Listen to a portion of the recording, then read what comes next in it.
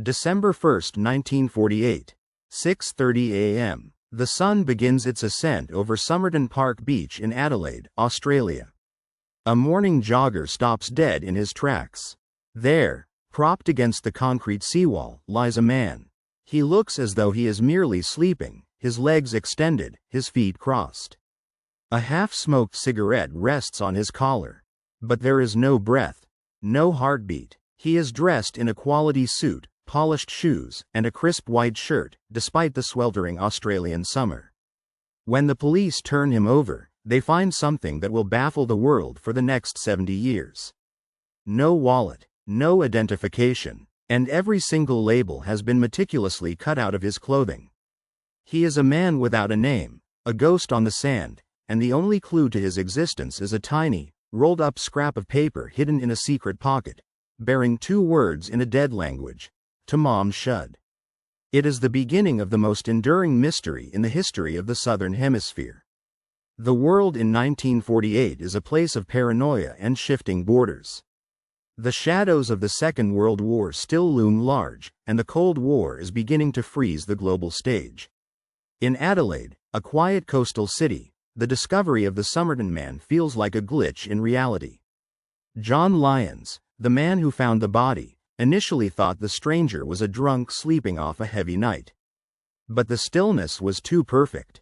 Detectives scan the scene, finding no signs of a struggle.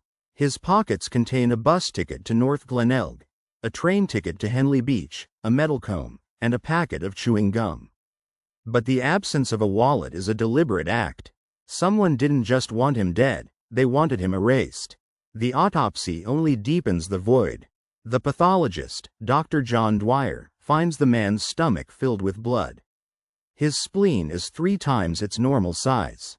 His heart is failing. The conclusion is clear: he was poisoned. Yet, the most advanced toxicology tests of the era find nothing. No arsenic, no strychnine, no known toxin. It is as if he was killed by a phantom. As the days turn into weeks, the police realize they aren't looking for a common vagrant. This man was fit, well-groomed, and possessed the hands of someone who didn't perform manual labor. Public interest explodes, yet no one comes forward to claim him. Not a wife, not a brother, not a friend. He is the ultimate stranger, a man who walked out of the ocean and into a morgue without leaving a single footprint behind.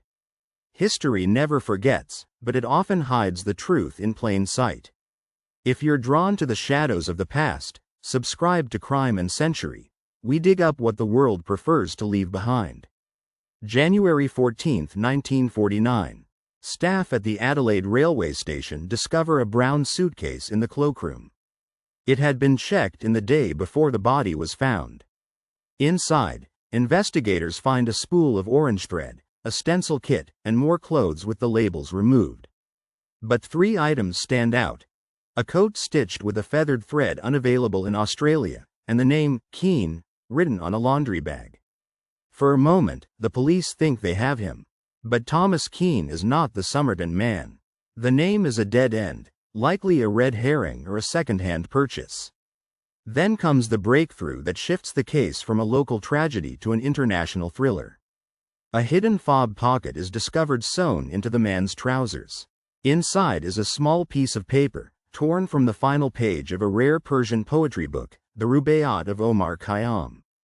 It reads, Tamam Shud, which translates to, "It is ended," or finished.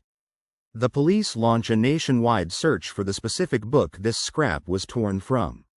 A local man comes forward, claiming he found a copy of the Rubaiyat tossed into the back seat of his car, which had been parked near the beach on the night of the man's death. This book is the Rosetta Stone of the mystery. On the back cover, faint pencil marks reveal a series of letters. 5 lines of capital letters, seemingly a code. WRGOABABD,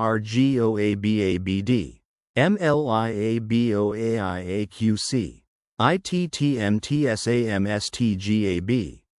It looks like the work of a cipher, the kind used by intelligence agencies. Below the code, a phone number is found. It leads to a woman named Jessica Thompson, a nurse who lived just 5 minutes from where the body was found.